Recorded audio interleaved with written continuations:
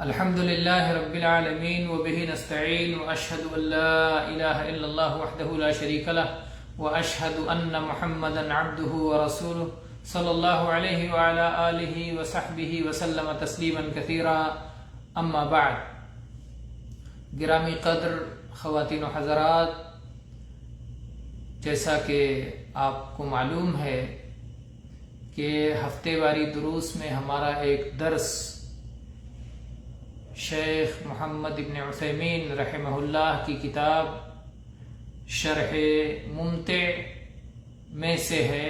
کتاب البیوع کو ہم دھیرے دھیرے پڑھ رہے ہیں، جس میں کچھ دروس ہو چکے ہیں، اور آج انشاءاللہ انعقاد بیع سے متعلق درس رہے گا. تو اصل کتاب جس کی شرح شیخ نے فرمائی ہے، اس میں مؤلف کہتے ہیں وَيَنْعَقِدُ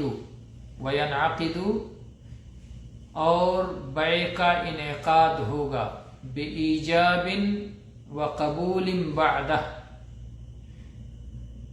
بیع کا انعقاد ہوگا ایجاب کے ذریعے اور اس کے بعد قبول کر لینے کے ذریعے. اس کا کیا مطلب ہوتا ہے اور شیخ نے اسے کس طرح سمجھایا ہے، آئیے شیخ کی کتاب سے پڑھتے ہیں. شیخ فرماتے ہیں وَيَنْعَقِدُ أي البيع، یعنی بیع کا انعقاد ہوگا. انعقاد یہ انحلال کی ضد ہے.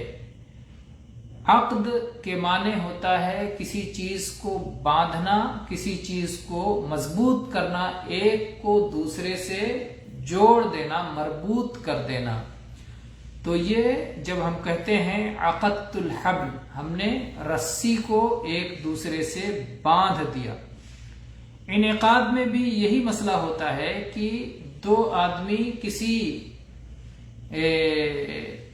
معاملے میں ایک دوسرے سے مربوط ہو جاتے ہیں، جڑ جاتے ہیں.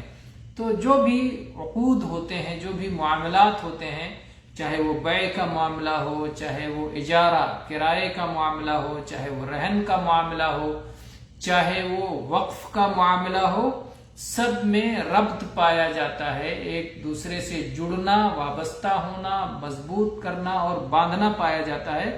اس لیے یہ سب کے بارے میں کہا جاتا ہے کہ یہ منعقد ہوگا. کس طرح سے یہ عقد اپنی تکمیل کو پہنچے گا، کیسے ہوگا؟ تو فرمایا کہ یہ عقد بیع، خریدنا اور بیچنا، یہ منعقد ہوگا، یہ اپنی تکمیل کو پہنچے گا ایجاب کے ذریعے سے اور اس کے بعد قبول کے ذریعے سے. ایجاب کیا ہے؟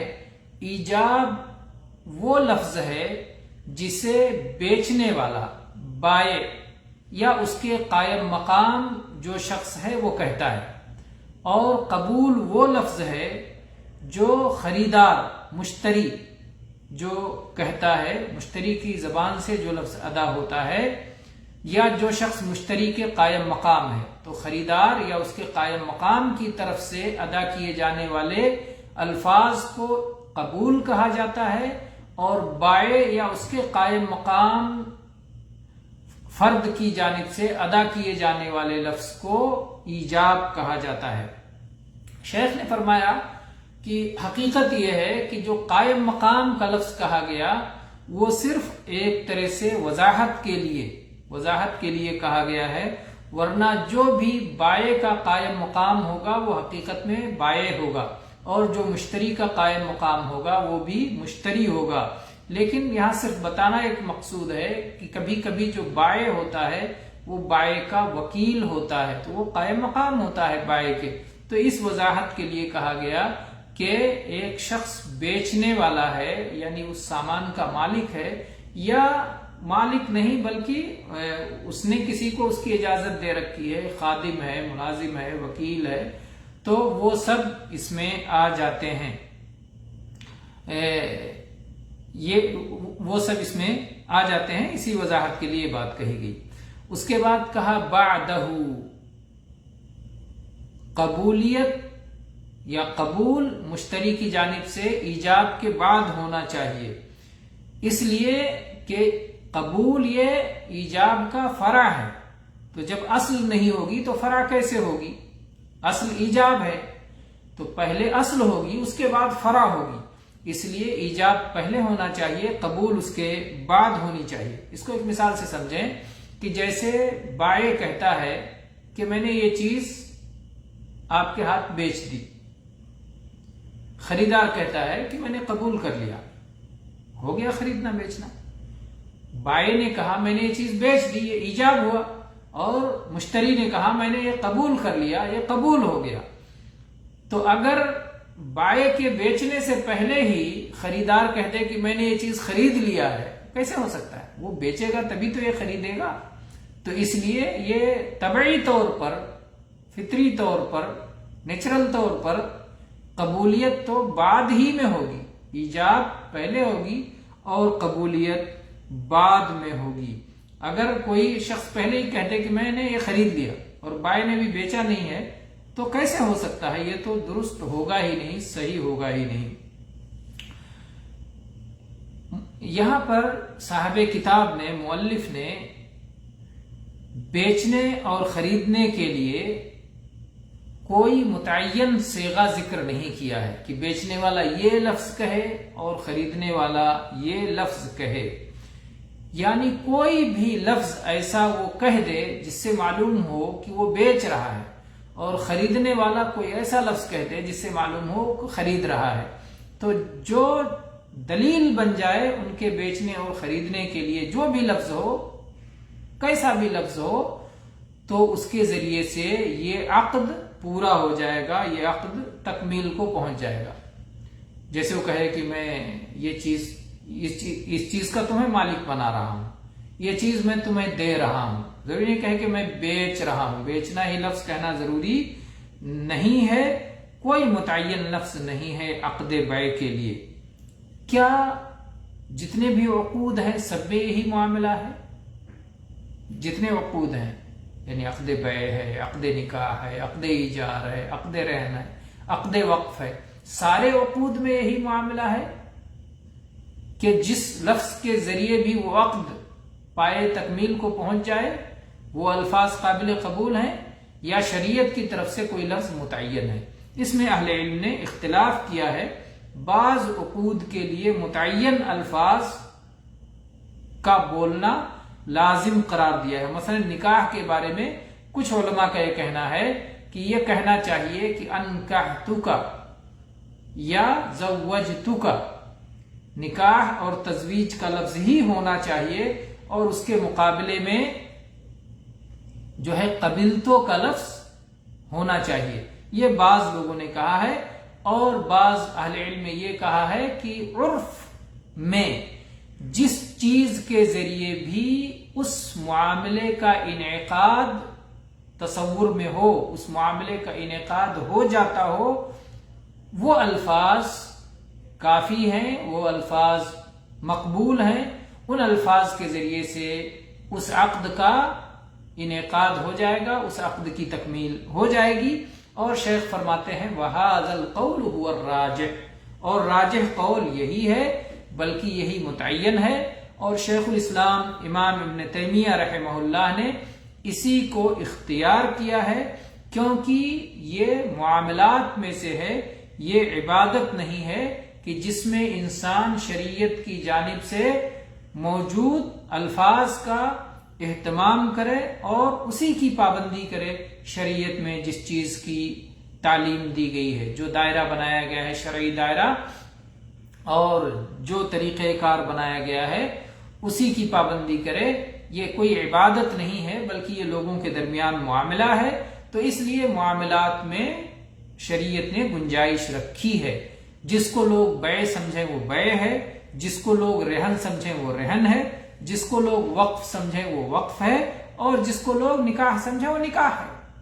اس کے لیے آپ متعین کریں گے نہیں یہی لفظ کہو گے تب نکاح ہوگا، یہی لفظ کہو گے تو بیع ہوگا، یہی لفظ کہو گے تو رہن ہوگا، ایسا کچھ نہیں ہے، بلکہ یہ عرف پر چھوڑ دیا گیا ہے، لوگوں کے معاملات پر اور لوگوں کے طرز عمل پر چھوڑ دیا گیا ہے۔ تو اس لیے صحیح بات یہ ہے کہ تمام عقود میں کوئی متعین صیغہ نہیں ہے، کوئی متعین لفظ نہیں ہے کہ جس کے ذریعے سے اس عقد کا انعقاد ہوتا ہو، وہ عقد اپنے پائے تکمیل کو پہنچتا ہو، بلکہ جس لفظ کے ذریعے بھی اس عقد پہ دلالت ہو جائے اور وہ چیز سمجھ میں آ جائے، لوگ اس کو سمجھ لیں کہ اس کے ذریعے فلاں عقد ہوا ہے، تو اس کے ذریعے سے وہ عقد ہو جائے گا۔ اب اگر کوئی کہتا ہے کہ نہیں، بیع میں تو ہو جائے گا، چاہے جس لفظ کے ساتھ بیع و شراء کرو، خرید و فروخت آپ کسی بھی لفظ سے کرو ہو جائے گا، لیکن نکاح کسی بھی لفظ سے نہیں ہوگا۔ نکاح میں نکاح اور تزویج یہی لفظ بولنا پڑے گا، تو اس سے کہیں گے کہ بھئی یہ دونوں عقد ہے، اور دونوں عقد میں کیا فرق ہے؟ یہ بھی ایک عقد ہے، یہ بھی ایک عقد ہے، عقد نکاح ہے، وہ عقد بیع ہے۔ تو آپ عقد نکاح میں کہتے ہیں کہ نہیں مخصوص لفظ ہونا چاہیے، اور عقد بیع میں کہتے ہیں کہ جس لفظ سے بھی ہو جائے گا، تو کیا فرق ہے؟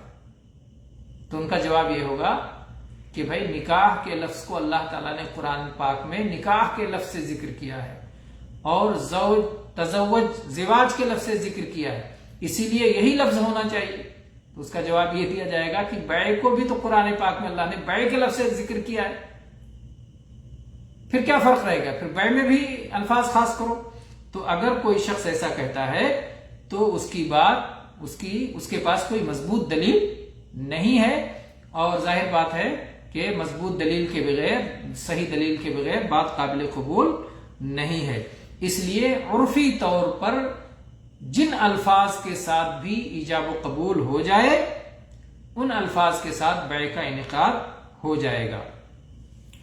اس کے بعد فرمایا وَقَبْلَهُ، اور کبھی قبول اگر ایجاب سے پہلے ہو تو بھی ہو سکتا ہے۔ کیا قبول ایجاب سے پہلے ہو سکتا ہے؟ ہو سکتا ہے، بعض صورتوں میں متعین صورتیں ہیں جس میں ایجاب سے پہلے قبول ہو سکتا ہے، لیکن یہ واضح رہے کہ یہ عقد اس انداز میں ہو رہا ہے۔ مثلا کوئی آدمی آ کے کہتا ہے کہ یہ چیز مجھے 10 میں بیچ دو، یہ چیز مجھے 10 میں بیچ دو، یہ خریدار ہے جو کہتا ہے یہ چیز مجھے 10 میں بیچ دو، بیچنے والا کہتا ہے کہ میں نے تم کو بیچ دیا، تو بائع جو کہتا ہے وہ ایجاب ہے، اور مشتری خریدار جو کہتا ہے وہ قبول ہے۔ تو مشتری نے، خریدار نے پہلے کہا کہ مجھے یہ چیز 10 میں بیچ دو، اس نے کہا میں نے بیچ دیا، تو قبول یہاں پہلے ہو گیا ہے اور ایجاب بعد میں ہوا ہے، اس میں کوئی حرج نہیں۔ ایجاب اور ضروری نہیں کہ ہمیشہ پہلے ہو، قبول بعد ہی میں ہو، قبول بعد میں بھی ہو سکتا ہے اور پہلے بھی ہو سکتا ہے، یعنی جن الفاظ کے ساتھ اور جس طریقے کے ساتھ معاشرے میں یہ چیز رائج ہے اور لوگوں میں یہ چیز رائج اور معلوم ہے اور معروف ہے، تو عرف کے اعتبار سے اس کا فیصلہ ہوگا اور اس طرح سے بیع مکمل ہو جائے گی۔ لیکن اگر کوئی آ کے کہتا ہے کیا یہ چیز اتنے میں بیچو گے، کیا یہ چیز 10 میں بیچو گے، اور پھر بیچنے والا کہتا ہے ہاں میں نے 10 میں آپ کو بیچ دیا، تو کیا اس سے بیع مکمل ہو جائے گی؟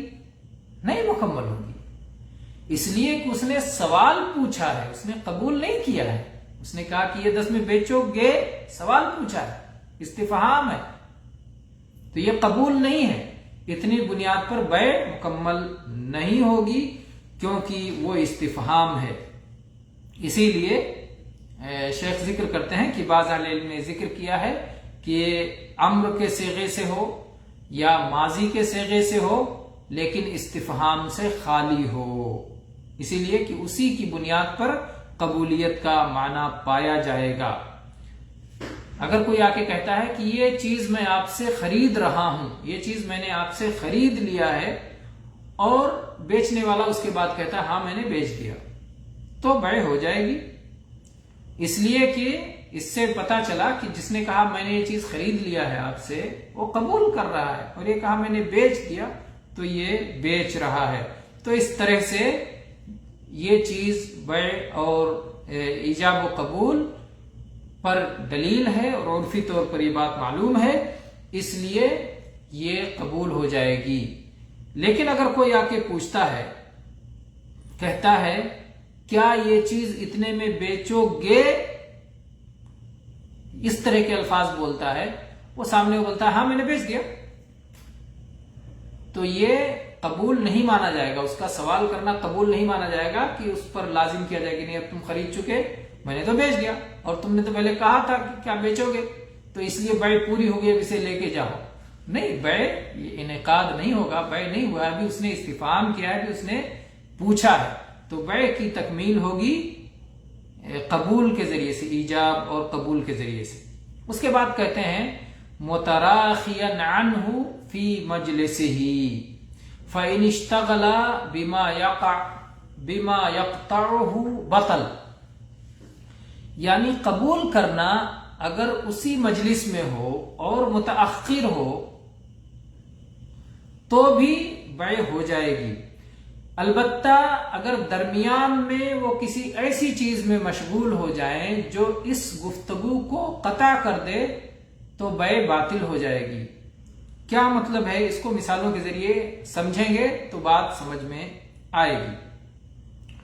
کہتے ہیں اسی مجلس میں کچھ دیر سے اگر قبول کیا جائے، یعنی اس نے ایجاب کیا میں یہ چیز آپ کو بیچ رہا ہوں، وہ چپ رہے، جواب نہ دے، ایجاب واضح ہے، وہ کہتا ہے میں نے یہ چیز آپ کو بیچ دی،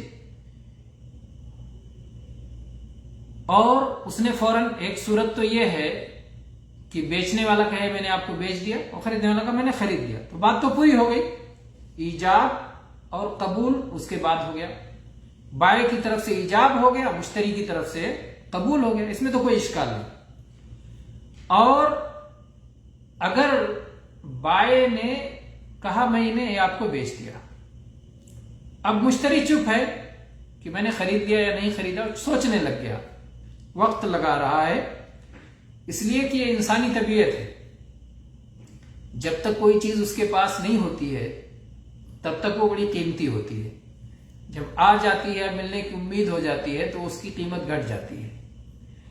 تو اب وہ سوچنے لگا، بڑا شوق رہتا ہے یہ چیز لینے، یہ بڑا شوق رہتا ہے کہ یہ لے لے، لیکن جیسے اس نے کہا ٹھیک ہے لے لو تو وہ شوق گھٹ جاتا ہے، وہ شوق کم ہو جاتا ہے، تو سوچنے لگتا ہے کہ لوں کہ نہ لوں، کیا اس کی مجھے ضرورت ہے یا نہیں ضرورت ہے، تو وہ سوچنے لگتا ہے، تو اس کی وجہ سے دیر ہو جاتی ہے۔ شیخ نے اس میں ایک مثال بھی دی کہ جیسے شکار کرنے والے ہوتے ہیں، جب تک پرندے کا شکار نہیں کر لیتے تب تک وہ بڑا قیمتی ہوتا ہے اور اس کے پیچھے بڑی محنت کر لیتے ہیں، لیکن جیسے تیر مارا، گولی چلائی اور شکار زمین پہ گر گیا، اس کے بعد اس کا ویلو ان کے نزدیک ختم، وہ قیمت نہیں رہ گئی جو کہ پہلے تھی، کہ شکار کو ڈھونڈ رہے تھے، اس کے پیچھے بھاگ رہے تھے، دوڑ رہے تھے اور کیا کیا کر رہے تھے، تو جو قیمت تھی وہ قیمت ختم ہو گئی۔ یہی مسئلہ ہوتا ہے خریدار کا، کہ جو سامان اس کے پاس نہیں ہوتا اور وہ خریدنا چاہتا ہے، بائع کے ہاتھ میں ہوتا ہے تو بڑا شوق ہوتا ہے، اور اس لیے وہ چاہتا ہے کہ خرید لے۔ اسی پر مجھے یاد آ گئی یہ بات کہ جو سیلز مین ہوتے ہیں گھروں میں جا جا کے بیچتے ہیں سامان کو، کمپنی کا سامان لے کے بیچتے ہیں، ایڈورٹائز کرتے ہیں، ان کو یہ تعلیم دی جاتی ہے کہ اگر کسی گھر میں آپ جائیں، دروازہ کھٹکھٹائیں، اس کو بلائیں کہ ہماری کمپنی نے یہ سامان بنایا ہے اور میں اسے سستے میں بیچ رہا ہوں، جب مارکیٹ میں آئے گا تو یہ سامان مہنگا آئے گا، آپ کو یہ ملے گا، یہ دیکھیے یہ سامان ہے، اس کے اندر یہ خوبیاں ہیں، تو گراہک کے ہاتھ میں نہ دے سامان کو کہ وہ اچھی طرح سے خوب اس کو دیکھ لے اوپر نیچے، نہیں، اس کو دے پھر کھینچ لے، دے پھر کھینچ لے، تاکہ اس کا شوق ختم نہ ہو جائے، اس کے اندر جو جذبہ ہوتا ہے، جو مالک ہونے کی تڑپ ہوتی ہے کہ یہ میں لے لوں، مالک ہو جاؤں، اس کو حاصل کر لوں، وہ اس کے اندر رہے وہ شوق، تاکہ وہ خرید لے۔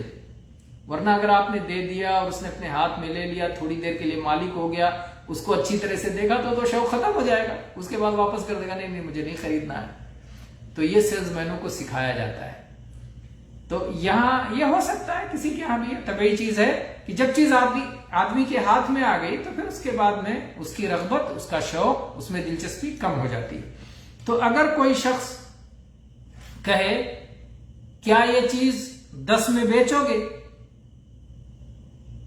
خریدار کہے کیا یہ چیز 10 میں بیچو گے، اس نے کہا ہاں لے لو، 10 میں لے لو، میں نے بیچ دیا 10 میں، لے لو۔ اب وہ شخص قبول نہیں کرتا ہے، سوچنے لگ جاتا ہے کہ خریدوں کہ نہ خریدوں، اور دیر کے بعد وہ کہتا ہے ٹھیک ہے میں نے خرید لیا۔ تو یہ جو دیر کے بعد اس نے کہا خرید لیا، کیا بائع مکمل ہو جائے گی، یا بائع کہہ سکتا ہے نہیں اس وقت میں نے کہا تھا میں بیچ رہا ہوں لیکن اب نہیں بیچوں گا 10 میں، اب آپ کو لینا ہے تو 15 میں لینا ہوگا۔ تو دیر کا قبول کب مانا جائے گا اور کب نہیں مانا جائے گا؟ تو شیخ فرماتے ہیں کہ جب قبول میں تاخیر ہو تو یہ قبول چند شرطوں کے ساتھ ہی قابل قبول ہے۔ مشتری کا قبول کرنا بائع کے ایجاب کے بعد اگر متاخر ہے، مشتری کا قبول متاخر ہے تو چند شرطوں کے ساتھ ہی بیع کا انعقاد ہوگا۔ کیا شرطیں ہیں؟ پہلی شرط یہ ہے کہ یہ قبول اسی مجلس میں ہو، اور دوسری شرط یہ ہے کہ اس مجلس میں اسی بیع سے متعلق بات چیت جاری رہے، درمیان میں کوئی اور بات نہ آ جائے جس کی وجہ سے یہ معاملہ کٹ جائے اور دوسری بات آ کے یہ معاملہ دونوں لوگ بھول جائیں۔ تو مجلس کا خاتمہ نئی گفتگو کی وجہ سے نہ ہوا ہو۔ تیسری شرط یہ ہے کہ قبول اور ایجاب دونوں ایک دوسرے کے مطابق ہوں، یہ نہ ہو کہ ایجاب تو کچھ تھا قبول کچھ ہے۔ مثالوں کے ذریعے بات ظاہر ہوگی، اس کو ہم سمجھاتے ہیں کس طرح سے۔ مجلس میں ہی قبول ہو کا مطلب یہ ہے کہ ایک شخص نے کہا کہ میں یہ چیز آپ کو 10 میں بیچ رہا ہوں، میں یہ چیز آپ کو 10 میں بیچ رہا ہوں۔ اس نے کوئی جواب نہیں دیا اور اس کے بعد وہاں سے ہٹ گیا، چلا گیا پورے مارکیٹ میں گھوما، اس دکان اس دکان، اس کے بعد میں آ کر کے کہتا ہے بھائی میں نے وہ خرید لیا، وہ آپ نے جو 10 میں بیچا تھا میں نے خرید لیا۔ تو یہ پرانا جو اس کا ایجاب تھا کہ میں نے بیچ دیا، اور پوری اتنی ساری دکانیں سے گھوم کے آنے کے بعد کہنا کہ میں نے خرید لیا، اس پر بیع منعقد نہیں ہوگا سوائے اس کے کہ وہ نئے سرے سے ایجاب کرے، کیونکہ ہو سکتا ہے وہ نہ بیچنا چاہتا ہو یا آپ مہنگا بیچنا چاہتا ہو۔ پرانا ایجاب پر اتنے دیر کا قبول مجلس ختم ہو جانے کے بعد، مختلف ہو جانے کے بعد، یہ قبول درست نہیں ہوگا۔ یہ ہو گئی پہلی صورت کہ مجلس ایک ہونا چاہیے۔ دوسری صورت یہ ہے کہ درمیان میں اگر کوئی اور بات آ جائے تو بھی قبول نہیں ہوگا۔ مثال کے طور پر ایک شخص نے کہا کہ میں اپنی یہ گاڑی آپ کو 30,000 میں بیچتا ہوں، وہ فوراً نہیں کہتا کہ ہاں میں نے خرید لیا، کیا کہتا ہے؟ دوسری باتیں شروع کر دیتا ہے کہ آج میں کالج گیا، کالج میں رزلٹ آج آیا تھا، دیکھا کہ فلاں کا اتنا اچھا نمبر آیا ہے، فلاں کا اتنا خراب نمبر آیا ہے، فلاں فیل ہو گئے ہیں، فلاں کا ایسا مسئلہ ہے، اور دنیا بھر کی باتیں کرتا ہے۔ اور اس کے بعد میں یہ ساری باتیں ہو جاتی، دنیا بھر کی اتنے دیر میں وہ بھول جاتے ہیں کہ گاڑی کے تعلق سے بھی کوئی خریدنے بیچنے کی بات ہوئی تھی۔ اس کے بعد میں کہتا ہے کہ وہ آپ نے گاڑی 30,000 میں دی نا، وہ میں اب لے رہا ہوں، میں نے خرید لیا۔ تو یہ قبول اس ایجاب کے ساتھ مل کر کے بیع کا انعقاد نہیں ہوگا، وہ نئے سرے سے ایجاب کرے گا کہ ہاں ٹھیک ہے میں نے بیچ دیا، اور یہ نئے سرے سے قبول اس کا ہوگا کہ ہاں میں نے خرید لیا تو ہوگا۔ نہیں تو چاہے تو کہتے نہیں وہ جو ایجاب تھا اس کی بنیاد پر آپ قبول نہیں کر سکتے، میرا دل بدل گیا۔ تو بیچنے والے کا مزاج بھی بدل سکتا ہے، اور خریدنے والے کا مزاج بھی بدل سکتا ہے. اس لیے وہ یہ دعویٰ نہیں کر سکتا کہ آپ نے جو ایجاب کیا تھا اس کو میں نے ابھی قبول کر لیا اس لیے آپ کو یہ گاڑی تو اب دینی ہی پڑے گی. نہیں دے سکتا. درمیان میں جو گفتگو کٹ گئی، دوسری گفتگو ہو گئی، تو اس کی وجہ سے اب یہ قبول، اس قبول کے ذریعے سے بیع کا انعقاد نہیں ہوگا. تیسری شرط یہ ہے کہ ایجاب و قبول دونوں ایک دوسرے کے مطابق ہوں، کمیت میں، جنس میں، نوع میں، ساری چیزوں میں مطابق ہوں. مثال کے طور پر ایک آدمی کہے کہ میں آپ کو یہ آم 10 میں دے رہا ہوں، تو سامنے والا کہے کہ میں نے انار کو 10 میں خرید لیا. وہ آم کی قیمت بتا رہا ہے ایجاب میں اور یہ انار کو بتا رہا ہے خرید میں، تو ظاہر بات ہے ایجاب اور قبول غیر مطابق ہے. اس لیے اگرچہ قبول ہوا لیکن یہ قبول چونکہ غیر مطابق ہے اس لیے اس کی وجہ سے بیع کا انعقاد نہیں ہوگا.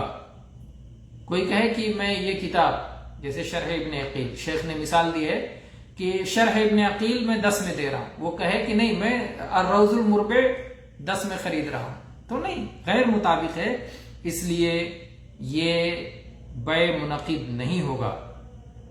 اسی طرح سے اگر وہ کہے کہ میں نے یہ آم آپ کو 10 میں بیچا، وہ کہے میں نے 9 میں خرید لیا، تو بھی بیع صحیح نہیں ہوگا، اس لیے کہ اس نے 10 میں کہا، اس نے 9 میں کہا. ہاں وہ بعد میں راضی ہو جائے، ٹھیک ہے 9 میں ہی لے لو، تو وہ ہو جائے گا. لیکن اس نے 10 میں کہا اور اس نے 9 میں کہا تو نہیں، بیع مکمل نہیں ہوگی، بیع مکمل نہیں ہوگی، عقد نہیں تکمیل کو پہنچے گا. ہاں البتہ اگر وہ کہے کہ میں یہ 10 میں دے رہا ہوں اور خریدار کہے میں 11 میں خریدوں گا، تو اس میں تو بیچنے والا کوئی انکار کرے گا کہ بیچنے والا اگر 11 نہیں لینا چاہتا ہے تو 10 لے لے گا اور ایک واپس کر دے گا، بھائی ایک لو میری طرف سے گفٹ، میں 10 ہی میں بیچنا چاہتا ہوں. تو اس میں مطابقت ہے، اس میں اختلاف نہیں ہے. اور کوئی پاگل ہی ہوگا خریدار جو کہے گا کہ بیچنے والا کہے گا میں 10 میں بیچ رہا ہوں، خریدار کہے گا میں 11 میں خرید رہا ہوں. لیکن اگر کوئی ایسا کہہ دے تو یہاں اختلاف پایا جا رہا ہے ایجاب و قبول میں، لیکن اس اختلاف کے باوجود بیع کا انعقاد ہو جائے گا. اور اگر وہ زیادہ دینا چاہتا ہے تو وہ زیادہ، اگر بیع قبول کر لینا چاہتا ہے تو قبول کر سکتا ہے، اور اگر لوٹانا چاہتا ہے تو وہ لوٹا کے اسے دے سکتا ہے. عام طور پہ ایسا نہیں ہوگا، اگر کوئی زیادہ دے رہا ہے تو بیچنے والا اس کو رکھ لے گا. بہرحال اس کے بعد کہتے ہیں صاحب کتاب وَهِيَ الصِّيغَةُ الْقَوْلِيَّةُ وَبِمُعَاطَاتٍ وَهِيَ الْفِعْلِيَّةُ، کہ انعقاد بیع کبھی قولی صیغوں کے ذریعے سے ہوتا ہے اور کبھی فعلی صیغوں کے ذریعے سے ہوتا ہے، لین دین کے ذریعے سے بھی ہو جاتا ہے. تو گویا عقد کے 2 صیغے ہوئے، ایک قولی صیغہ اور ایک فعلی صیغہ. قولی صیغہ ہوا ایجاب و قبول، جس کی تفصیل ہم اب تک کر چکے کہ بیچنے والا کہے میں نے بیچ دیا اور خریدنے والے نے کہا میں نے خرید لیا، تو یہ تو ہو گیا قولی صیغہ. فعلی صیغہ ہے معاطاہ، یعنی دے دینا، لے لینا، لین دین ہو جائے پورا عملی طور پر لین دین کا ہو جانا، کسی قول کے بغیر، زبان کھولے بغیر عملی طور پر اگر لین دین مکمل ہو جاتا ہے تو بھی عقد ہو جائے گا. اس کی شیخ نے 3 صورتیں ذکر کی ہیں. پہلی صورت یہ ہے کہ دونوں جانب سے معاطاہ پایا جائے. دوسری صورت یہ ہے کہ بائع کی طرف سے معاطاہ پایا جائے. تیسری صورت یہ ہے کہ مشتری کی طرف سے معاطاہ پایا جائے، یعنی ایک طرف سے عملی ہو، ایک طرف سے قولی ہو، یا دونوں طرف سے عملی ہو. عقد میں ایجاب و قبول، آپ معاطاہ کے بدلے یہ کہہ لیں کہ دونوں طرف سے عملی طور پر ایجاب و قبول ہوا یا کسی ایک کی طرف سے قولی ہوا اور دوسرے کی طرف سے عملی ہوا. کبھی بائع نے ایجاب تو قولی کیا لیکن مشتری نے عملی طور پر قبول کیا, یا بائع نے مشتری نے جو ہے بائع نے ایجاب عملی طور پر کیا اور مشتری نے قولی طور پر قبول کیا. تو یہ 3 صورتیں بنتی ہیں. اس کی مثال سے بات سمجھیں. جیسے کسی جگہ پر دوائیں رکھی ہوئی ہیں اور دواؤں پر ان کی قیمتیں لکھی ہوئی ہیں. دوائیں رکھی ہوئی ہیں اور دواؤں پہ ان کی قیمتیں لکھی ہوئی ہیں, اور ہر دوا کے بغل میں قیمت کی ادائیگی کے لیے ایک صندوق بنا ہوا ہے کہ آپ اس صندوق میں قیمت ڈال دیں. ایک شخص خریدنے کے لیے آتا ہے, دوا اٹھاتا ہے اور دوا کی قیمت اس صندوق میں ڈال دیتا ہے. اب یہ دونوں طرف سے عملی ایجاب و قبول ہوا. عملی ایجاب و قبول, دوا رکھے ہوئے اسے کھلے عام اور بغل میں صندوق رکھے ہوئے کہ جو چاہے خریدنا آئے اس میں قیمت ڈالے اور دوا لے کے جائے. آپ اس کو ایسے سمجھ لیں جیسے بعض مشینیں ہوتی ہیں لگی ہوتی ہیں کہ 1 ریال کا سکہ ڈالیے اور وہ سامان نکل آئے گا. تو آپ نے 1 ریال کا سکہ ڈالا, گویا آپ نے اپنی خریداری کہ میں خریدنا چاہتا ہوں, اور وہ سامان نکل کے آ گیا تو گویا میں بیچنا چاہتا ہوں. تو یہ عملی طور پر ایجاب و قبول ہو گیا اور معاملہ دونوں کے درمیان طے ہو گیا. تو یہاں ہو گیا دونوں طرف سے, خریدار کی طرف سے بھی اور بیچنے والے کی طرف سے بھی, دونوں کی طرف سے قول نہیں ہے بلکہ عملی طور پر ہے, جس کو کہتے ہیں معاطا. یا ایک کی طرف سے تو قول ہو, دوسری کی طرف سے عمل ہو. جیسے کوئی شخص جائے اور کہے کہ بھئی یہ لو 1 درہم اور مجھے روٹی دے دو, 1 درہم میں مجھے یہ روٹی بیچ دو. بیچنے والا کیا کہتا ہے کہ 1 ریال کی روٹی اسے اٹھا کے دیتا ہے, کچھ نہیں کہتا کہ میں نے بیچ دیا. تو یہاں اس کی جانب سے, بیچنے والے کی جانب سے معاطا ہے, یعنی عملی طور پر لین دین ہے, جبکہ مشتری نے زبان سے کہا کہ بھائی یہ 1 ریال کی چیز مجھے بیچ دو. تو یہاں ایک عملی صیغہ ہے اور ایک قولی صیغہ ہے. کبھی بائع کی طرف سے قولی صیغہ ہوگا اور عملی صیغہ خریدار کی طرف سے ہوگا. جیسے خریدار کوئی جاتا ہے اور کہتا ہے, یہاں عملی صیغہ خریدار کی طرف سے, بیچنے والا کہتا ہے کہ یہ لے لو کتاب 10 ریال میں لے لو, یہ کتاب 10 ریال میں لے لو. وہ 10 ریال نکال کے دے دیتا ہے, کوئی نہیں کہتا کہ میں نے خرید لیا, یہ نہیں کہتا ہے, بلکہ 10 ریال نکال کے دے دیا تو ہو گیا. تو ایک طرف سے قولی ہے بائع کی طرف سے یہ 10 ریال میں سامان لے لو, اور ایک طرف سے عملی ہے کہ 10 ریال اس نے نکال کے دے دیا. تو اس طرح سے بیع مکمل ہو گیا. تو بائع نے قیمت مقرر کر دی, متعین کر دی, اور ایجاب گیا اس کی طرف سے ہو گیا اور قبول اس کی طرف سے عملی طور پر ہو گیا. تو اس سے معلوم ہوتا ہے کہ یہ بیع و شراء کے مسائل میں, لوگوں کے معاملات کے مسائل میں, لوگوں کے درمیان جو جس طرح سے متعارف ہو اسی حساب سے عقد ہو جائے گا. وَأَحَلَّ اللَّهُ الْبَيْعَ, اللہ نے بیع کو حلال قرار دیا ہے. خلاصہ یہ ہوا کہ عقد بیع کے 2 صیغے ہیں, ایک قولی صیغہ اور ایک فعلی صیغہ. قولی صیغہ ایجاب و قبول ہے, اور ایجاب اس لفظ کو کہتے ہیں جو بیچنے والے کی زبان سے نکلے یا بیچنے والے کے قائم مقام کی زبان سے نکلے, اور قبول اس لفظ کو کہتے ہیں جو خریدار کی زبان سے یا خریدار کے قائم مقام کی زبان سے نکلے. اور دوسرا عملی صیغہ ہے. عملی صیغہ یہ لین دین کا نام ہے, اور اس کی وجہ یہ بتایا کہ اس میں ساری صورتیں حلال ہیں, کیونکہ بتایا کہ یہ کوئی عبادت کا مسئلہ نہیں ہے. لعدم التعبد فیہ, یہ کوئی عبادت کا مسئلہ نہیں ہے بلکہ یہ معاملہ ہے. اس لیے لوگوں میں جس طرح معروف ہے, جو عرف ہے, اسی کے اعتبار سے یہ معاملہ ہو جائے گا. انشاءاللہ اب اس کے بعد ہم آگے پڑھیں گے. وَيُشْتَرَطُ التَّرَاضِي مِنْهُمَا، بائع اور مشتری کی رضامندی شرط ہے. انشاءاللہ اس کو ہم آگے پڑھیں گے. واللہ تعالی عالم، وصلی اللہ علی نبینا وسلم، والحمد للہ رب العالمین.